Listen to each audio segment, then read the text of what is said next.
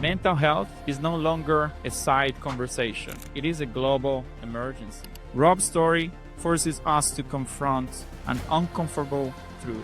Beginning of 2014 to the end of 2015 was a 2-year period where I was just falling apart inside, but trying to hold everything together on the outside. My career was taking a nosedive.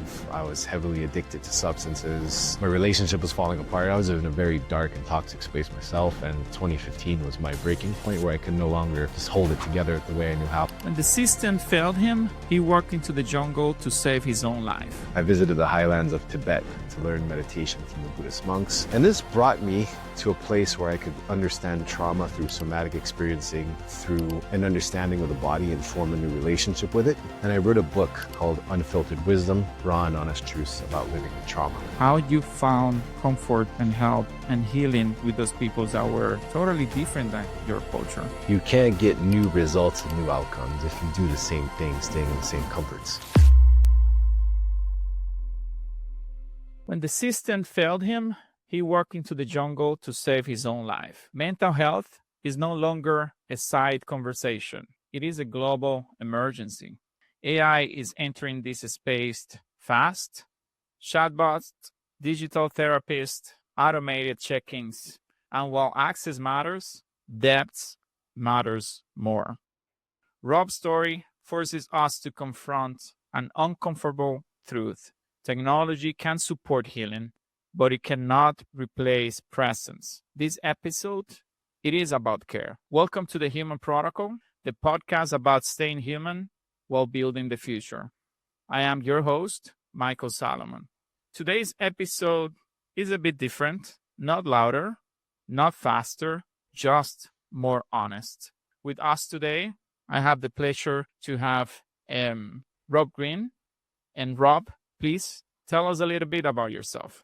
Thank you for having me. I appreciate being here. My name is Rob Green. I'm a U.S. Navy veteran. I was diagnosed with post-traumatic stress disorder in 2015 after I made an attempt to end my life. I sought conventional healing the normal way. I went to the Department of Veterans Affairs. I talked to doctors, psychologists, and the answers were the same. They wanted to put me on a platter of medications, and they weren't really giving me any real healing strategies. So I took matters into my own hands and I went on my own healing journey. And it took me across several countries. I lived in the jungles of the Philippines with the tribes for 2 years off grid. I lived in the foothills of the Himalayas under the tutelage of a Vedic Hindu monk studying yoga and meditation. I lived in China in a Shaolin temple studying martial arts. And I visited the highlands of Tibet to learn meditation from the Buddhist monks.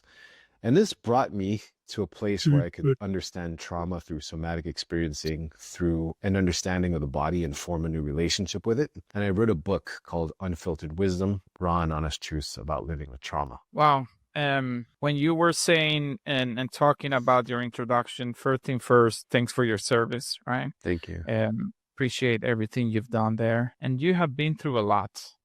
Personally and emotionally, and today's conversation should serve as a confirmation of our human capacity to overcome challenges, and I do appreciate you sharing with us that part of your story. When I was having a look a little bit about your story, I think something happened in 2015, something that was kind of breaking internally before anything changed externally. Can you tell us a bit about that time? Sure. Well, the thing that happened was in 2013. And I was trying to hold everything together, and 2015 was the breaking point. So it was like the camel with the legs wobbling, trying to hold that straw that finally broke his back. But I lost my father to suicide in 2013 when I was in the Philippines on a humanitarian aid mission. There was a super typhoon called Typhoon Yolanda that devastated the southeastern region of Samar.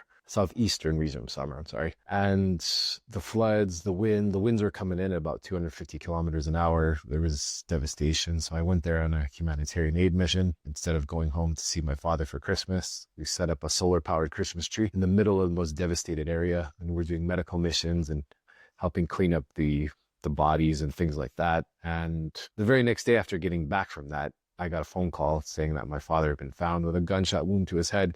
So I had to spend 3 days trying to get back from the Philippines all the way to the United States to go sort out that whole mess. We had a funeral for my father. 10 days later, I'm back at work and I'm just kind of carrying on like nothing happened. And I have to, I was in a new role, so I had to perform, and I was just holding it together the best way I knew how. But from beginning of 2014 to the end of 2015 was a 2-year period where I was just falling apart inside, but trying to hold everything together on the outside. My career was taking a nosedive. I was heavily addicted to substances. My relationship was falling apart. I was in a very dark and toxic space myself. And 2015 was my breaking point where I could no longer just hold it together the way I knew how. So that happened in 2015. That's when you kind of overcame everything that you were carrying on your shoulders. Not overcame. Like 2015 was a point where I decided to seek conventional help. That's when you decided to seek the convention. Got it. How was that process? How did that work? Before I get into that, I will say that as a veteran, I appreciate the fact the Department of Veterans Affairs exists and our government cares enough about us to have that. But the administrative backlog and the process of giving people help needs definitely a lot of work. I went in after an attempt to end my own life. I was having major substance abuse issues, problems. Like I just couldn't handle it anymore. Is it really 8 months that you had to wait for an appointment? A little bit more than that. So what happens is I went in, I say, hey, this is what's happening to me. I'm a veteran. Here's my paperwork. What do I do? They say, okay, come back in 2 weeks for an eval. So I waited 2 weeks, came back for an eval. They said, okay, your results of your eval will be ready in about 2 to 3 months. So wait. So I waited 2 to 3 months and they said, okay, you have a severe case of post-traumatic stress disorder. I'm like, yeah, obviously. So what do I do? How do I see somebody? I say, okay, we'll fill out this paper, this paper, this paper, and call this number. So I did that. And they said, all right, well, if you want to see a mental health specialist, you need to wait 3 months for your practitioner to refer you to mental health. And the wait for the mental health is about 3 to 4 months. So total of 6 to 8 months wait before I could even see somebody. So I asked them, like, well, what do I do in the meantime? I'm falling apart here. I don't know if I can make it 8 months. Well, they say, well, fill out this paper, this paper, this paper, and then you can pay for the treatment on your own, then we might reimburse you. And so I did that. And the psychologist I was seeing would sit me down, make me talk about all the things that were bothering me. And then at the end of the session, he'd just say, here's pills. Here's benzodiazepines for your sleep. Here's SSRIs for antidepressants. And that was it. And then he would charge me that back then, I think it was about $250 per session. And so after doing it about 7-8 times, I'm just thinking, I'm like, wait a minute. I'm like, every time I come back to this guy, I get another medication. Like this is and you were not seeing anything changing, happening with you in a positive way. Nothing. The medications actually made it worse because when I was on the SSRIs, the antidepressants, like I have this kind of feeling like everything's okay on the surface, but in my body, I was super tense. I had a constant sense of tightness in my chest. I was having digestive issues because I always had tension in my stomach and my chest. I had a twitch in my eye. This wouldn't stop. Like it was always twitching. And I never felt that ease in my body, but in my mind, I'm just like, oh, everything's great. So it's a weird disconnect the medication created for me. So I decided I didn't want to do that anymore. And then getting off of the medication, worse than being on it because all of the withdrawals and the detoxification process for that. So conventional help, I mean, sure, some people need it and some people it works for them. But for me and the severity I was going through, it didn't work at all. And it had an adverse effect. And at what point you thought that you were going to be able to survive that? Did you always believe that was always an option for you? That you were gonna get on the other side of it? There was times I really doubted it. I mean, I've flirted with the idea of taking my own life multiple times, but the thought had started to come back because it's like, I want help. I don't want to feel this way. Nothing's working. And what's the point? And so there were moments where it kind of forced me to change directions because seeking alternatives was it was the only option I really had because conventional stuff wasn't working. Because if I go into this psychologist's office, and I walk out with a new medication and I'm down $250, I'm supposed to do this multiple times a week after losing my job and living on my savings and everything else falling apart and sleeping maybe an hour a night.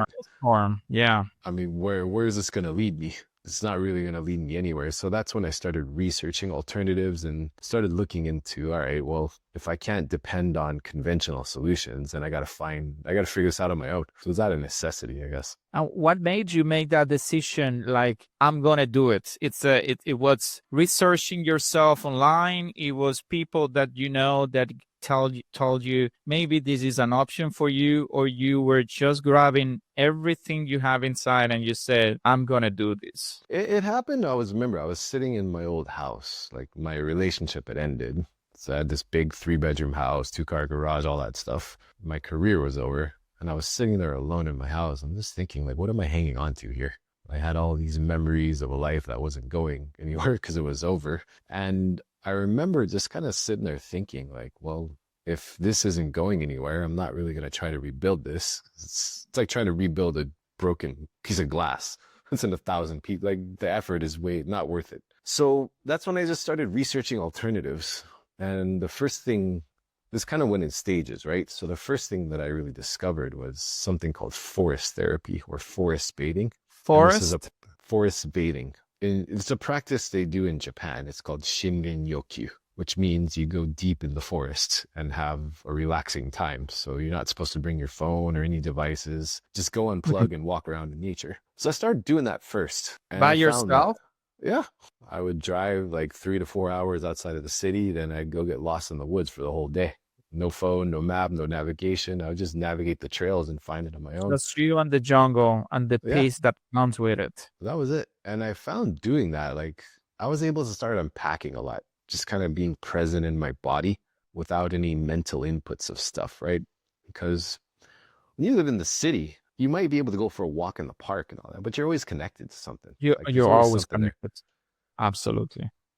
Like you know, you got your iPhone or whatever, your Android or whatever phone you got, and there's always something accessible. So any kind of urge or impulse you have, you can entertain. When things get uncomfortable, when you're out there in the middle of the jungle, out in the middle of nowhere, that's like it's just you, your body, and your senses. And I'm not recommending this if you don't know how to navigate land and read trails and you're not experienced, because you can get lost and things can go south. But if you I know was how to gonna do ask it, you about it. if you want to take it easy at first, maybe you go with somebody who knows an area, or maybe you go a place near your house, but don't bring your phone and, have a clearly marked trail and just follow it with a map, a paper map. So you're not in a digital device. So you can start to really unpack stuff. Because I noticed doing that, I started to be really present in my body. Mm-hmm. And they have this saying like walk it off, like an injury. Yeah. When you're a kid, you get hurt in baseball, walk it off. Well, starting to do that, being present and having to do things that were physically difficult in nature, I started to unpack stuff. Memories would start to come up, feelings would come up, and I found it to be very therapeutic. And at the end of it, I didn't want to go back to the city, really. Like there's a couple times I just brought a backpack with a hammock, a machete, some matches, a lighter, and a little bit of food, and I stayed out there for a couple days sometimes on my own. It's like you found home in the jungle, right? Not yet. That point was really just kind of getting my toe dipped in the water. I decided to go fully in on that in around February of 2016. I had a friend who told me, hey, I have this property in the Philippines that's on a beach and, it's near an island. You seem like you like nature. Like no one's been in my property for like 2 years. It's kind of getting run down. I'm looking for a tenant. You look like you might Oh, be able to have some good time out there. So I went and visited the place. It was beautiful. It was up on a hill. You have a view of the ocean. Then around 300 meters from me was a village where the tribal people lived in the Philippines. They call them the Atis, the native inhabitants, which they look kind of like the Aboriginal Australians or the people from Papua New Guinea. They have sure. dark skin, curly hair, beautiful people. Were they And friendly to you? super. In the beginning, well, I'll get into that. That's the next part of the story. But that was a point where I just said, all right, well, what am I hanging on to? Why do I keep going back to the city? Like, I don't really like it here. So I'm just going to go full into nature. And that's when I decided to move out there. And I stayed out there for about 2 years. And there's a lot of things happened in between that we can talk about, depending on how you want to take the conversation. Yeah, absolutely. I think this part of the struggles that you went through, Robert, and the life experiences that took you to a better place are something that a lot of people may not hear about in a daily basis. And I think it's also important for people to listen to stories like yours, which is when conventional help doesn't help, that doesn't mean that is the end of your story. And sometimes finding unconventional ways is what really help what you're going through. So it's very interesting on how you started to find a way to, it's kind of get body back to your body and get your, and start feeling as a whole when you start Mm. disconnecting and detaching from the day to day, from the noise, right? That keeps bothering us, that don't allow us to disconnect on a daily basis. And sometimes that's part of what we need to get back to ourselves. We're in a world now we're always connected, which has a lot of benefits and convenience, but it's not always good for us. Yeah, I agree. It's a lot of what we go through on a daily basis. It's probably not good for our well-being, and we keep pushing and we push and we push because that's how we do things as humans. But sometimes it may be too much for some to bear, right? So one of the things that struck to me, Rob, about your story is that healing didn't come from a single moment, right? It was kind of a process, and it was part about it came across to you from experiencing different cultures and being around people very different than you. And that's what, when I first heard about your story, that's what I want us to also talk a little bit more about the things that you learn on those that are different from us, right? Which I think in in a world, in how the world is up today and all the challenges we have, I think this is part of the beauty of what your story brings on it, which is how you found comfort and help, and healing those people, interacting with those people that were totally different than your culture. Yeah, definitely. The first one was living out in the jungles with the tribes, the Aitas or Atis. They're very simple people in terms of what makes them happy and what they need. And if you've been exposed to poverty, like real poverty, not poverty in America, because poverty in America is luxury compared to the third world, if you've been and experienced that. But their mindset around happiness is very, very simple. If they have food, they have each other, and then they're happy. So it made me kind of explore this idea. What is happiness? We always strive for this idea. Oh, I want to be happy. Oh, I'm not happy in my relationship. Oh, I'm not happy at my job. Oh, I'm happy with it. Like, what does this even mean? And then the cliche answer is like, oh, it's a state of mind. Okay, but and like it's an incomplete answer. There's a big chunk of that missing. So this happened when I was living I was out there for about 9 months, and I was really unpacking a lot, like deprogramming, deconditioning. Because when you're not exposed to a place where you're constantly bombarded with like advertisements and options, you learn to simplify your desires, right? Because I was out there, I was building my own structures and property and farming and developing things on my own. So with the work crew as their employer, I positioned myself as an asset to the community. Because when you deal with these kind of people in these locations, like they either view you as an opportunity, an unwanted guest, or an ATM machine. And I didn't really want to be viewed as those two. So all right, I guess I'll present myself as opportunity. So I'll employ them. If I employ them and provide them a livelihood, then they'll have a reason to at least like me and not steal all my stuff, because that was happening in the beginning, right? And so when I did that, I saw the way they were working, and I decided to join the work crew with them as their trainee, but I was still their employer, which is a kind of a weird dynamic. So I went down Okay. to the local, yeah, I went down to the local market, to the little thrift shop, and I bought like an old ratty t-shirt and some cut off shorts, and I bought a machete and a little tool belt. And I was like, hey guys, I want to learn how to do this stuff. And they were just kind of flabbergasted, like, what? And I decided to just hang out with them and be a part of the team. And so I remember we were doing a lot of really hard labor. They didn't really use conventional tools. Like they built everything with bamboo, fishing line to tie stuff together, Right. chicken wire, basically not minimal hammer and nails for framing stuff, but that was it. And we didn't have chainsaws or anything. So when we had to cut bamboo poles, we had to do it with a machete. And then we have to drag it 3 kilometers to the sea, soak it in the ocean water to kill all the bugs, then drag it another 3 kilometers back up the hill. And this is hundreds and hundreds of pounds of bamboo we're moving manually. This is me and 6 other guys carrying these bamboo poles and then building things. And I remember the end of one day, I paid everybody their wages for the day, and they invited me to eat with them. So when I paid them their wages, the guys went down to the market, and they bought a bunch of fish and rice, and they cooked up a huge feast, and everyone's sitting around and they're drinking something called tuba, which is like a Tuba. coconut wine. Yeah. In the Philippines, they harvest it from coconut trees. It's like the coconut sap has a small amount of alcohol in it. I mean, if you drink enough of it, it'll get you drunk, right? We're all just sitting around drinking that. And I remember everyone was having a great time. We were playing music on instruments. We had a big fire going.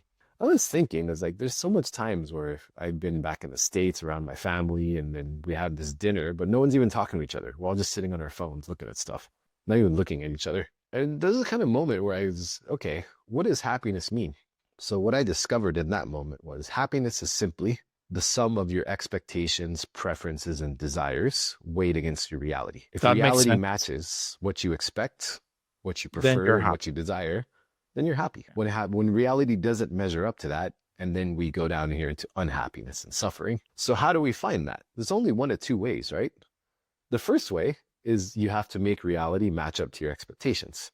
And if you're in a privileged position to do that, your expectations just keep growing, and then reality has to somehow catch up for you to be happy, right? That's why someone can buy a new car and go do retail therapy and buy $50,000 worth of bags, and in 2 weeks they're miserable and they want to do it again because they're not looking at the mind. So the second way to find happiness is you're able to control the mind, so your expectations, preferences, and desires can measure up to your reality within reason. It's only two So, ways to really find it. and it's so interesting and it is very logical. And we live in times that people are expecting more than what reality can provide to them.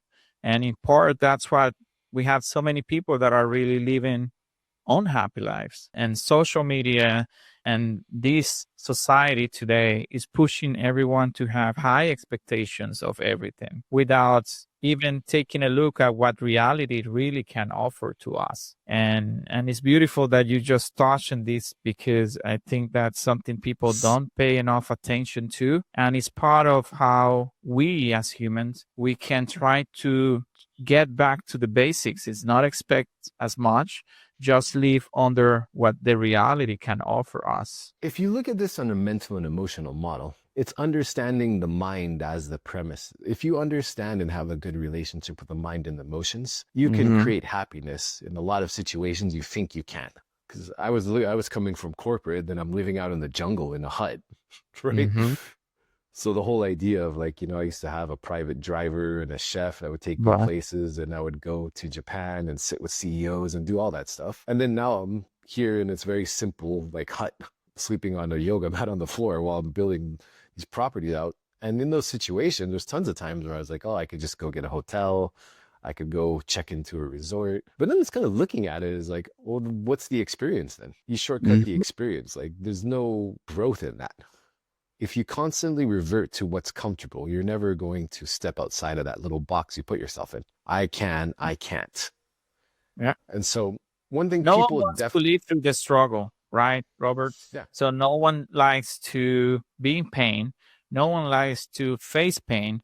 Everybody, not everybody, a lot of people are looking for perfection, because perfection avoids you from getting into the uncomfortable conversations, even about yourself. So Yeah. people are trying to avoid to get there. Definitely. And if we look at this in terms of American society, like let's say there's an immigrant. I remember you said you were from Latin America, right? Right. I'm Cuban. Where Yes. things are very different. Like poverty is real there. Like you don't have walls on your house. You don't have running Very water. much. You don't have Wi-Fi. You don't have cable TV. You might not eat for a couple days at a time. That's poverty. If you're coming from that environment and then you're in the United States where you have tons of opportunity, you're going to attack it relentlessly and excel. And this is why a lot of immigrants in the United States come there and they excel, because they know what real suffering is, versus Americans who have been there and been exposed to the standard, but still find a way to victimize themselves or say that they can't or find reasons not to act because they don't know what the real suffering is compared to immigrants from underdeveloped countries. So I saw this really clearly when I was out there.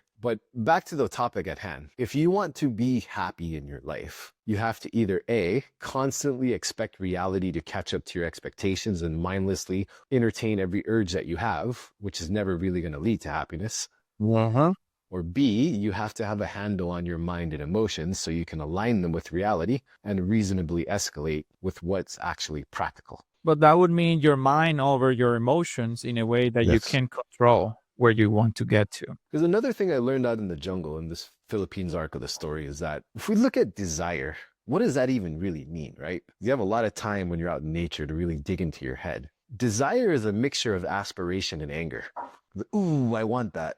ooh, you made me mad, right? And whenever a person doesn't get what they want, they become angry because the desire itself is a subtle form of anger because That is true. the thing that you want is not there and you are relentlessly chasing it. So if you look at our desires, a lot of the times, are they really our desires or are they just implants? Like you're driving down the highway and you see a giant sign of a juicy hamburger and all of Yeah. a sudden you want one. Do you want one or is just the Probably idea no. that's thrown in your head? You are induced to that. And for the most part, that's also part of what social media, the internet, it has kind of amplified in a negative way. It's the desire of things that we really don't need, but we still want to get because we see that others are getting it. It looks nice, right? Or we get hungry because we see a food ad, for example. We weren't probably not hungry or not thinking about, but it's the constant invasion of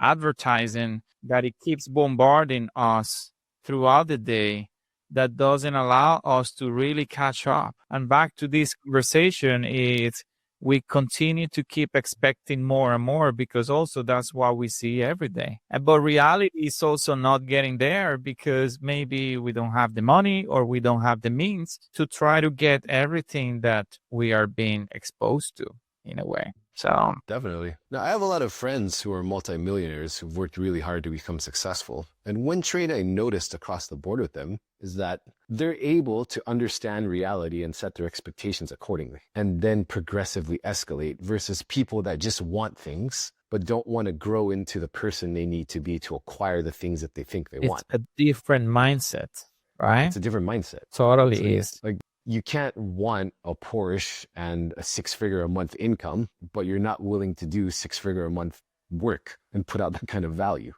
And and have effort, that right? and effort, right? Yeah, it's such an interesting conversation and topic because that's a reality that a lot of people, our society is going through right now. So, Rob, since I heard about you and your story, I always wanted to ask you about this specific question and topic, which is part of your training over there. It was the Shaolin training. My understanding, and I'm not an expert or anything, that isn't a very gentle type of training, that is rough. So I always wanted to ask you, what did you find in that discipline? For example, therapy didn't provide to you. And if you can tell us a little bit about that experience, I think that would be Yeah, definitely. clear from Before it. I went to China, I did spend some time in India learning yoga, but we can cover that next. So to keep things in order, because it was living in the Philippines and then going to India, then going to China, then Tibet. But to answer your question, it takes the idea that growth doesn't happen outside of your comfort zone and really inflates that by 1,000,000%. So what a typical day looks like is at 4:30 in the morning, you hear really loud gongs. The gongs are Gone? huge. They're, Oh, yeah, okay. gong, Yeah. like a Gong.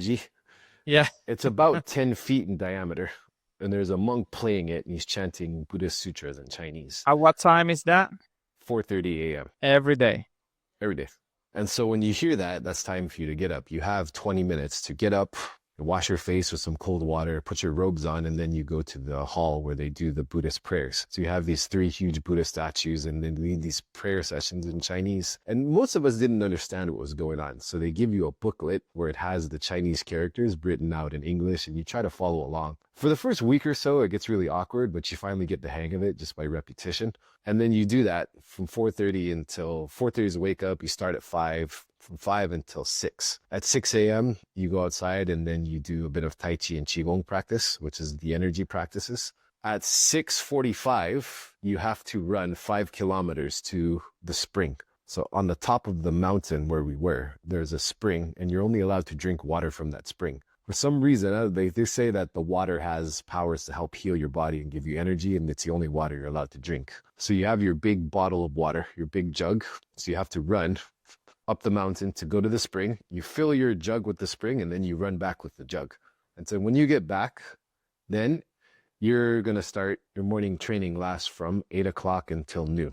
So this is in the summer, so you're in the dead of the heat. So it was about 40 degrees Celsius. Which is, I guess, I don't know, over 100 degrees Fahrenheit. I forget, I've been overseas too long. And that It's super training hot. is different exercises, martial arts, things So like you that. start out We start out with all your stretching and your basic exercises, your warm-ups, and then you do your group exercises, your group movements you do every day. And then you do something called paulu, which is your form, your movement routines. And then you'll do calisthenics and conditioning and then fight training. And that lasts until noon. At noon, you get a break for lunch. So you eat your lunch and you get a 2-hour break from noon until 2 p.m. At 2 p.m., you have your afternoon training. So you do the same thing again, where you have to run and get your water. So running the 5 kilometers to get the water, filling the jug up, coming back. And then when you get back, you'll do the same exercises again. And then you do your afternoon training routine until 6 p.m. And then you'll have dinner.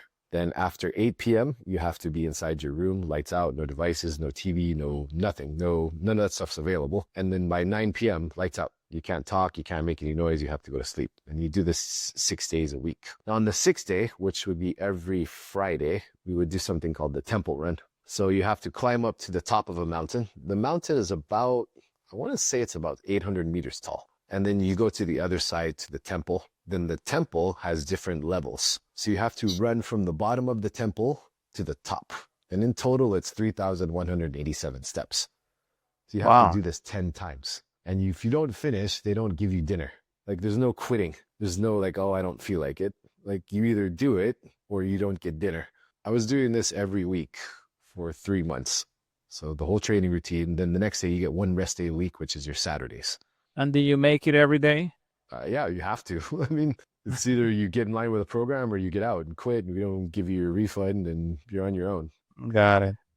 And so one of the biggest contrasts in training in martial arts in Asia, China, Japan, Korea, is that it's not there as an entertainment after school activity, right? Because, in America, you can go down to the little shopping strip mall and there's the grocery store and then the karate studio. And then the kids go in there and they're having a good time running around and doing the little movements, or the adults come in after work and they do a little self-defense class. Like in that type of training, it's not about entertaining students for fun so you can keep your membership going and keep paying. It's about, you have to learn this discipline.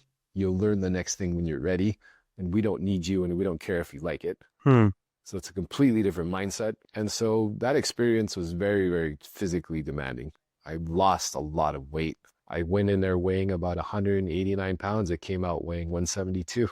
Okay. That was like plus 25 pounds.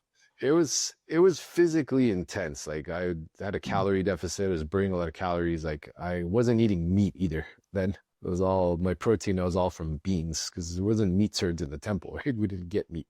And so what did I learn from that? It's probably what you want to hear. The biggest part of this whole arc of the story is that whatever you have in your body in terms of an emotion, there's a tandem reaction in mind. Let's say, for example, you see something on social media and it makes you angry. And that moment your mind moves on, your body doesn't move on. Or you have an experience that makes you upset. Or anything that happens in the mind also happens in the body on an emotional level. The mind moves on very quickly, but the body keeps score. And so until you push your body physically, the emotions don't manifest and you can't really process them, in my case. And so pushing yourself to the extreme physically will also push out emotions, and it brings them to the surface to help you process and get over things. Because we think about this, like let's say you're doing something physically hard, right? Like if someone said do 100 push-ups, and you're doing like 80 and you're like, and you have to really scream and make noise. You do this because the emotion and frustration that were stored up in the body are also coming out. And so if you've been in the military and you're psychologically conditioned to disconnect from your emotions, it means your mind is always over here, but your body is always over here. So extreme physical activities will bring them back together in those points where you can have those moments of release. And if you're stuck with a lot of trauma or anger, right? If you got bullied as a kid, or people picked on you, or you're abused, or you're a victim of sexual assault, or whatever happened to you, you need to work those emotions out of your body. Like sitting down and talking to someone in a white coat, or drinking them away, or distracting. It doesn't do it. Like extreme physical tension and stress on the body will push your emotions to a point where they have to manifest. And then you can start to really deal with them and like release them and process them. So it's like the body pushing the emotions. It's the extreme that you're going through physically. It's really what then it's pushing your emotions to come out. Interesting. And that's what you found from that experience, right? Because a lot of people can't do it alone. Because we get, let's say I want to go, okay, my goal is to run up this mountain and there's no one else there. I might get tired halfway up and talk myself out of it. We're not good at pushing ourselves. Ourselves. Yeah. If no I one is mean, going to know uh, about it, yeah. personal way, it's like going to the gym. We're not pushing ourselves to give our very best. You know what I mean? Especially if Yeah. you are not disciplined. I'm not a disciplined person in a way that I push myself in the gym to really give my 100, 200%, unless I have someone there to push me, right? Which Yeah. is kind of what you're saying. This is the push that sometimes we need to go where we need to go. Yeah, and doing it in a group where everybody's suffering the same experience and you all push through together, it really can be revolutionary in terms of healing. And I know it sounds counterintuitive because you're like, oh, I don't want to stress myself out. But sometimes you need to. Sometimes you got to force yourself in situations to break your conditioning. I took one of my friends hiking in Nepal, going high up in the Himalayas over 4 days. We trekked 87 kilometers. Had to elevation sickness, all that, going really high up, past about 4,500 meters going up. And that also happened in that experience. Well, this person had a complete mental and emotional breakdown because of Oh, how rough wow. it was physically. But once you're past that, you have a place of clarity. But were you ever afraid that you maybe were pushing that person too much? They wanted to do it. I mean, Oh, I didn't put a gun to their head to make them. They're the one that wanted to do it, right? God, I So understand. you want it, you got it. Like, I would You never force got what you someone. asked for type of Yeah, thing, right? I would never force somebody unless they're the one that wants to do it. Yeah, Because you that can't. That's just cruel, right? yeah, I know. That's what I was just thinking right now. Interesting, Rob. So, and sorry for me skipping, but before it's India, right? Yeah. So when I was living in the jungle, I had a lot of healing experiences that I went through, but I needed to go deeper because what I realized is that on a superficial level, sure, disconnecting and being in nature, it helps and all that. But to do the deep internal work, I had to develop a completely different relationship with my body. And the whole idea of going to India was based on a study that one of my friends sent me. She sent me a study that was done by the Department of Veterans Affairs with the University of Indiana, and they did a controlled study and they put 120 veterans through a series of yoga classes for 6 months. And at the end of the study, they reported better impulse control, better sleep, better quality of relationships, less stress, and reduced signs and symptoms of PTSD. So I was thinking like, wow, that's all right. That seems like it's pretty good. How do I do that? And I went to a couple yoga classes that I found that were kind of near my area. I had to go to another island to go, and I tried it out, but it was very incomplete because it was just an exercise thing. Like they don't explain the philosophy or the postures or anything. It was just do this exercise, and at the end, you can take a picture of you holding yourself in a pose and a selfie, and you can put it on your Instagram. It wasn't like a deep thing. And so I decided, all right, if I'm going to learn yoga, then I need to go to where it was made. Right? Like if you want to learn to make pizza, you go to Italy because that's where it's made. If Right. you want to You learn got the something, you go source. to where it's from. Yeah. Yeah. And so I hired a caretaker and I left my property in the Philippines and I decided to go to the foothills of the Himalayas in India. I went to the Uttarakhand province in Rishikesh, which Rishikesh is the birthplace of the practice of yoga. And so when I showed up there, I was looking for a yoga school, but I was finding the same thing that I found where I was from. It was all this RYTT, very superficial, acrobatic, like you can learn to be a yoga teacher. And it doesn't really get into the nitty gritty of it. And I was getting very discouraged. And so after visiting my fourth school, and they were attempting to rip me off also, saying, oh yeah, you can stay in a little dorm room and we'll teach you yoga. It's only $5,000. I'm like, dude, this is India. There's a cow outside of my Wow. door.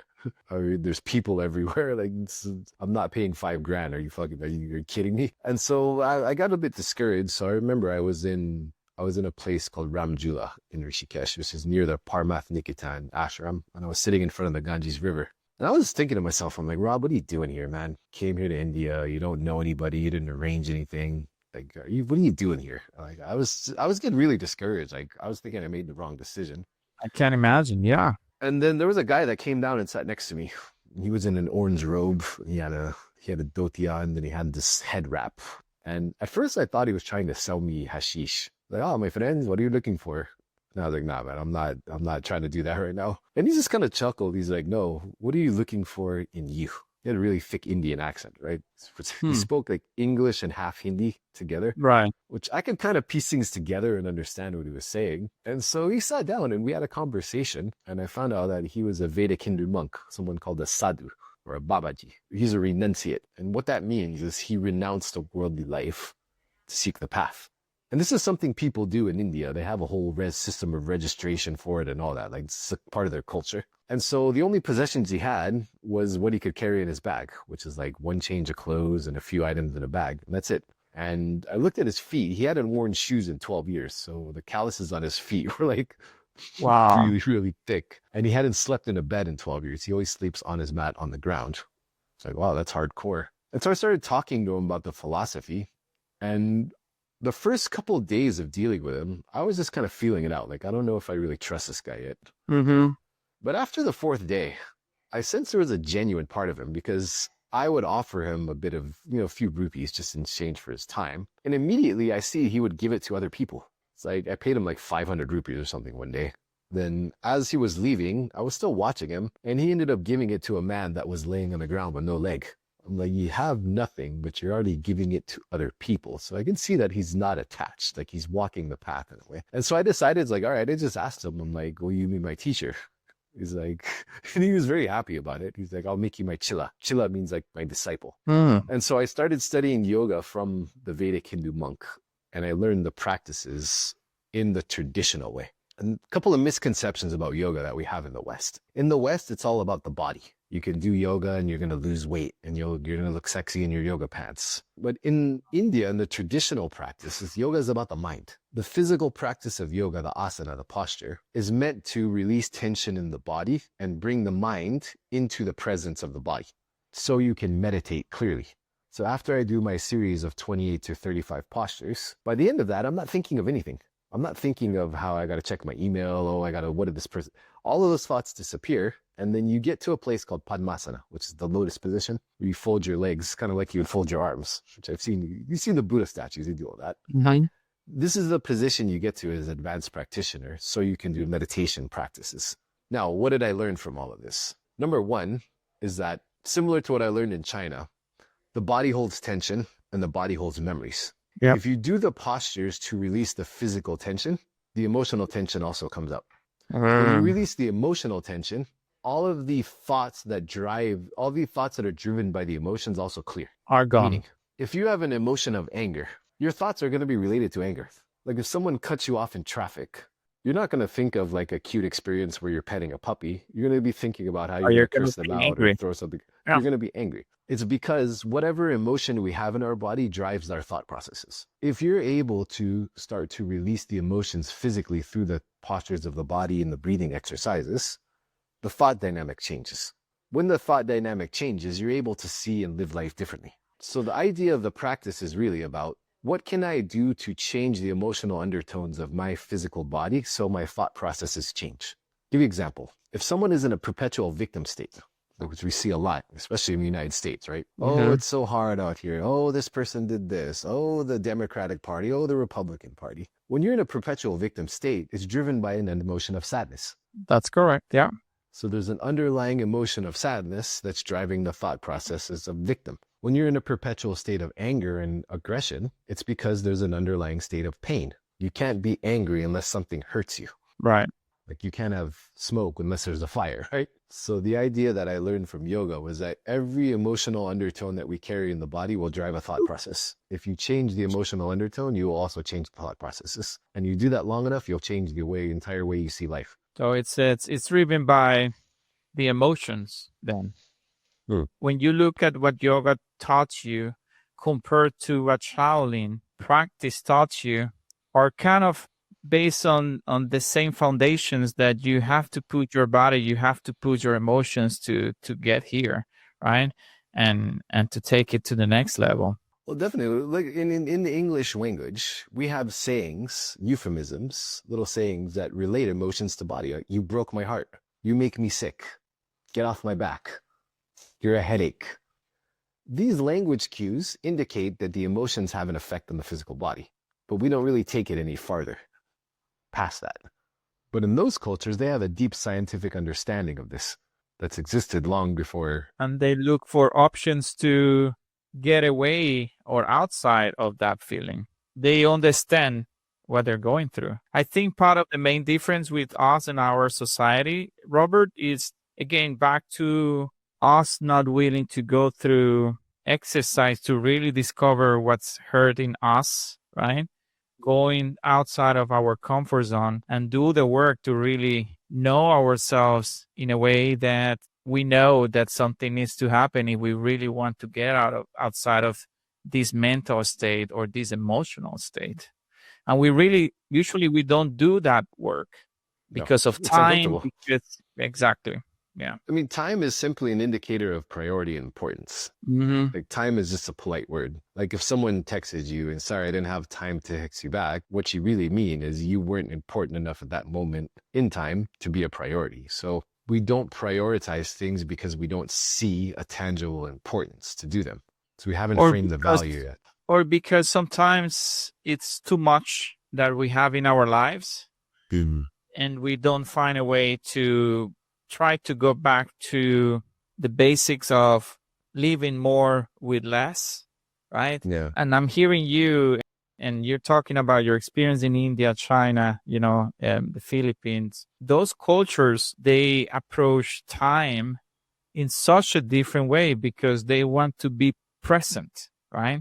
For them, time, I think it's important because they want to be present in time. And I don't think we approach our lives that way, in a way that others do. Yeah, a lot of people live modern lives in these countries, though. So I think the people that I was dealing with are more those people that are immersed and involved in those practices. Because, India has a huge tech scene where they live modern lives. China, I mean, they're the creators of TikTok, so they're also in it. But if you get down to the people who are really into those practices and embrace their culture for those kind of aspects of it, then it's definitely true because they understand the power of presence. Interesting. So we have India, then, and my apologies for the mix-up. Then after India, was it Japan? Tibet. Tibet. And No, it then was what happened? Philippines, India, China, then Tibet. So after China, At that point, after Tibet, you figured it out. You really realize, hey, I may have overcome. I may have found a way to start healing. the thing that I realized through all of this, right, all these different places, that it's like breaking a bone. Let's say, for example, you get in a motorcycle accident and you break your legs in 50 places and they rebuild your legs. You're never going to be able to come back to the original state. Like if you were able to run and play football before that, but then you had a really good doctor who fixed everything, you might be able to jog a little bit, but you're never going to come back to how you were. And learning to accept and integrate that into your mind is the way that you can overcome the mental baggage attached to that, right? So what I discovered through all of this is that we have invisible emotional injuries. And since they're invisible, the expectation around how we behave and operate in life is skewed. And so when we start to repair ourselves and bring ourselves back emotionally by repiecing together those broken parts of ourselves, the experience is never going to go away. Like if you had something very traumatic and horrible happen to you, I feel for you, I really do, but the experience is never going to go away. It's not just going to disappear. The only thing you can really do is rebuild yourself around it so it's not the thing that's affecting you emotionally to a point where it's driving you to live in that perpetual state of victimhood, being affected by the experience. It's kind of accepting what the new reality is. Yeah. And allowing your expectations to match what the new reality is and doing the work to really understand that's really what's going to be you or your life moving forward. And the expectations will have to go around what your new reality will be. And back to our part of our conversation, expectations and reality. And I think that's kind of the key and will continue to be the key of trying to find happiness as we do the work on trying to match what we expect from what our reality is. Because once you're able to start coming to grips with these emotions, facing them, processing them, and releasing them, you'll understand that there's always going to be a slight sensitivity towards it, but the emotion doesn't have the power to hijack your decision-making process anymore. Yeah. Yeah. Wow, it's so powerful.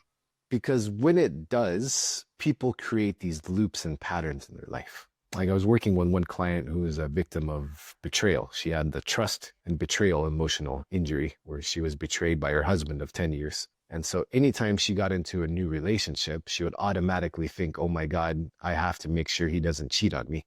So she would check her new partner's phones. She would constantly want to know where they are. And ended up happening is people would just leave because like, hey, I don't want to deal with this. She was in a loop. In the loop.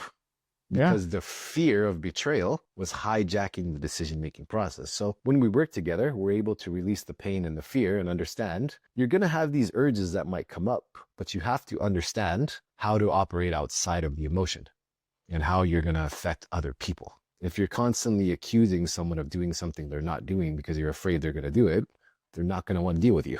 So you have to be able to manage the emotion and then decide on the best course of action that brings you the outcome you want. So that's kind of it. If not, that reality will continue to be around that person, you know, and he will never find what happiness is again. Because I mean, if you try to find the same errors or problems you found on your previous experiences, you will be kind of replicating the same experience over and over again, because in a way you kind of chasing it. And when you're trying to overcome that, you're trying to go the opposite way. But unless, like you say, you do the work and you put in the effort, it's your emotions will continue to be kind of betraying you in a way. It's a safety mechanism, right? Because it's like having a broken arm already. The idea of getting in a car accident is 10 times more terrifying because you're already injured. Absolutely. It's the same thing people are doing emotionally. They have an injury, but they're 10 times more terrified of re-injuring the already broken part of themselves. So they take extreme measures that end up not creating the outcomes they want anyway. Life isn't easy, right? True. But there are ways to move on to get to the other side. It doesn't mean that it's going to be easy. It probably won't be. But we have to be willing to put in the effort and do the work for ourselves if we really want to. It's really how this goes. Rob, I know that we are almost there, and I think we have a lot more content to continue to discuss in the future. But before we close this conversation today, I really wanted to ask you, what would you say to someone that is struggling silently? What would be your words on encouragement or advice for those that deserves better, but they don't know how to? So you have to develop a new relationship with your emotions. That's the only way, really. No matter what you do externally, nothing is going to stick as much as the work you can do internally. And I know it's easier said than done, but learning the skill of emotional intelligence and emotional maturity can bring you a long way through a very hard time. If you're able to sit with this uncomfortable feeling, to listen to what it has to say, to not tune it out, not run away, listen to it, be present in that feeling, and then be able to process it, small bits at a time, to release it, you're putting yourself in a better position to heal. But one thing I would definitely tell you above everything else is that if you want change, you have to change. You can't get new results and new outcomes if you do the same thing, staying in the same comforts. If you're in a bad relationship and your partner's driving you crazy, you have to separate. If you're in a dead-end job and you hate going to work every day, you have to take the risk of trying out a new career. If you don't like the way your body looks, you have to go through an uncomfortable process of exercising. You can't get anything new unless you do something new and become a new version of yourself. So if you want change, you got to change. And you have to be open to going through that process of discomfort. And it's going to suck at first, dude. I know it does. Trust me, I know. I've been through a lot of physically uncomfortable things. But as you just do it and get into it and you see what you're going towards, you see the discomfort of your muscles expanding, that's what's going to give you that good feeling of looking at the new figure. And that can be figurative to anything. And so don't be afraid to get out of your comfort zone, and don't be afraid to do and try something new, and don't be afraid to be honest with yourself. You can fool everybody else all you want, but at the end of the day, you always know the truth, and you can't run from you. We really can run from ourselves. That's really the truth of life and everything. Let's face life as what it is. And there should not be any impossible mission if we really are willing to put in the work and face life for what it is, then our struggles for what they are. As you say, it will be uncomfortable. Well, life is uncomfortable. It's not easy.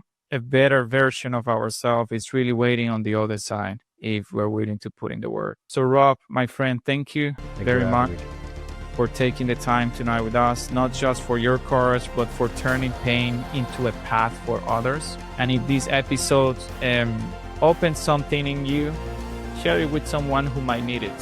Follow the Human Protocol and also read Unfiltered Wisdom, because every human story matters. Remember, the code may change, but our humanity is the constant. Thank you, Rob. Thank you.